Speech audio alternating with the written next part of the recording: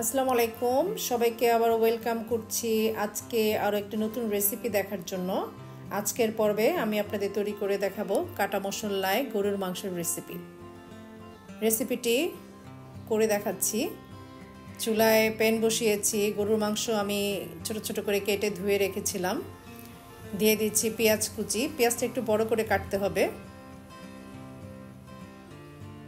দিয়ে দিচ্ছি আদা কুচি,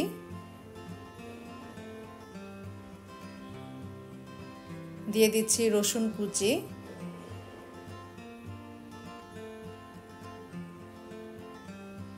দিয়ে দিচ্ছি শুকনো মরিচ ছোট ছোট করে কেটে রেখেছিলাম সেটা দিয়ে দিচ্ছি তেজপাতা, দারুচিনি দিয়েছি, এলাচ দিয়ে দিলাম, দিয়ে দিচ্ছি টক দই এখানে আমি হাফ কাপ পরিমাণ দিয়েছি। দিয়ে দিচ্ছি তেলটা কিছুটা একটু পরিমাণে বেশি দিলে ভালো হয়, এখানে আমি হাফ কাপের একটু বেশি দিয়েছি। এবার ভালো মতো নাড়াচাড়া করে মিশিয়ে নিতে হবে।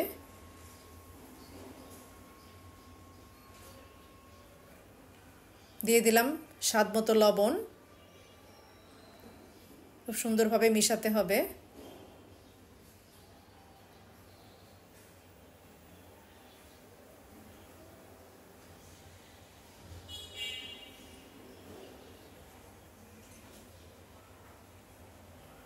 ভালোভাবে মিশানো হয়ে গেলে ঢাকনা দিয়ে ঢেকে দিতে হবে। চলে আসলাম 1 ঘন্টা পরে। 1 ঘন্টা পরে মাংসগুলো অনেকটাই সিদ্ধ হয়ে গিয়েছে, খুব সুন্দর একটা স্মেল বের হয়েছে। কাটা মশলার মাংস খুব সুন্দর স্মেল হয় এবং খেতে খুবই সুস্বাদু হয়। ভালো মতো নাড়াচাড়া করে দিতে হবে। এবার আমি ঢেকে দিচ্ছি। চলে আসলাম আধা ঘন্টা পরে দেখেন মাংসটা সিদ্ধ হয়ে গিয়েছে। আর অনেক পানি, আমি এখানে কোনো পানি ব্যবহার করিনি। মাংস থেকে যে পানিটা উঠেছে সেটাতেই সুন্দরভাবে মাংসটা রান্না হয়ে যাচ্ছে। দেখেন মাংসটা হয়ে গিয়েছে। মাংসটা আমি টেস্ট করে দেখেছি, নরম হয়ে গিয়েছে। এই পর্যায়ে হয়ে গেল রান্না। আমি বেরেস্তা করে রেখেছিলাম, বেরেস্তা ছিটিয়ে দিচ্ছি। হয়ে গেল কাটা মশলায় গরুর মাংসের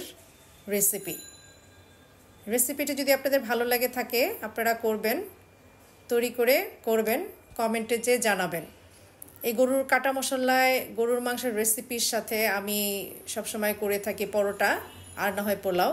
আমার বাচ্চারা পরোটা খেতে খুব পছন্দ করে, তাই পরোটা ভেজে নিচ্ছি আমি।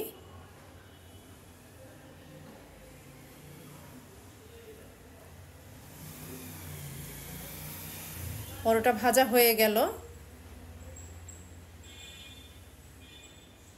তৈরি হয়ে গেল পরোটার সাথে কাটা মশলার গরুর মাংস। খুবই সুস্বাদু খেতে এই কাটা মশলা দিয়ে গরুর মাংস।